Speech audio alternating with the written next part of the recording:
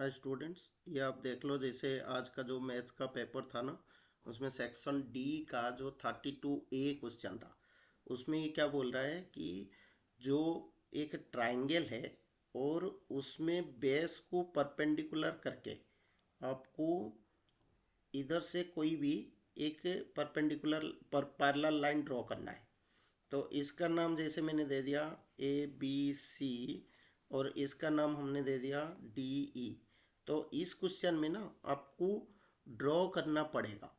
तो ड्रॉ में क्या करोगे आप ना, इसको BE करके ड्रॉ कर दो और एक को ना ये CD को भी ड्रॉ कर दो। अब आपको क्या करना है, दो परपेंडिकुलर लाइन ड्रॉ करना है। तो एक आप इधर से ले लो, जैसे ये वाला लाइन है डी, इधर से एक परपेंडिकुलर ड्रॉ कर लो, जैसे इसका नाम एम लिख दो। सिमिलरली जो ई है ना, इधर से एक परपेंडिकुलर लाइन ड्रॉ कर दो, ये वाला, ये आपका एन लिख दो। ठीक है। तो अब आपको क्या करना है कि जैसे ट्राइंगल ये हो गया ना, ADE करके एक ट्राइंगल जो बनेगा, और आपका BDE करके जो बनेगा, ये लिख लो। तो जैसे ट्राइंगल आपका बना ADE, इसका एरिया का अगर हम लेते हैं, इसका एरिया, और जो दूसरा ट्राइंगल बना हमारा, दैट इज DBE। ठीक है। तो इसका अगर एरिया आप लेते हो, एरिया ऑफ ट्राइंगल DBE, तो ये कितना हो जाएगा? एरिया का फॉर्मूला क्या होता है? Half into base into height. तो इसका बेस कितना हो जाएगा आपका? देखो, AD और E बात कर रहे हैं। ठीक है। तो ये आपका जैसे AE हो गया। ठीक है। और ये आपका AD हो गया। तो अगर AD लेते हो, तो बेस अगर AD लेते हो, तो इसका परपेंडिकुलर कौन होगा? EN हो जाएगा। ठीक है।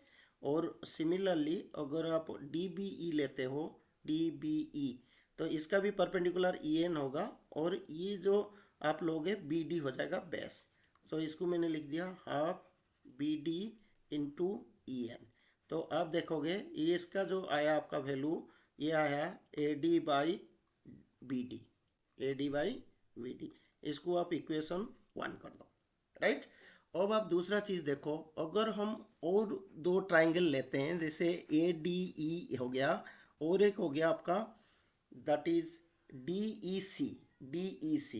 तो अगर हम इधर लिखते हैं जो एरिया है ADE का, और दूसरा हो गया जो एरिया है आपका DEC का। ठीक है। तो ये कितना हो जाएगा? हाफ।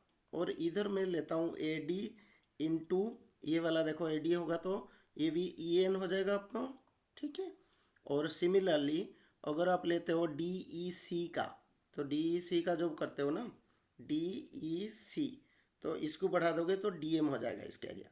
तो ये हो जाएगा हाफ, ये आपका ले लो EC। ठीक है। EC इंटू ये हो जाएगा DM। अच्छा, और एक चीज़ है, इधर हम अगर AE लेते हैं ना एरिया, तो इधर अगर AE को बेस लोगे, तो ये वाला आपका DM हो सकता है, ये वाला आपका DM हो सकता है।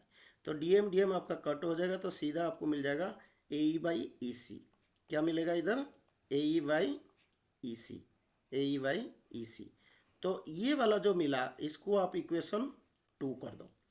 अब आप देखो इधर, जो आपका बना था, ये जो ADE वाला था, देखो ADE, ये वाला जो ट्राइंगल है, ठीक है, ये पूरा देखो ये, और इसका जो एरिया था ADE, ये एक ट्राइंगल जो ऐड करने से, और एक हुआ था जैसे ADE और DEC, ये इस तरफ वाला ट्राइंगल था।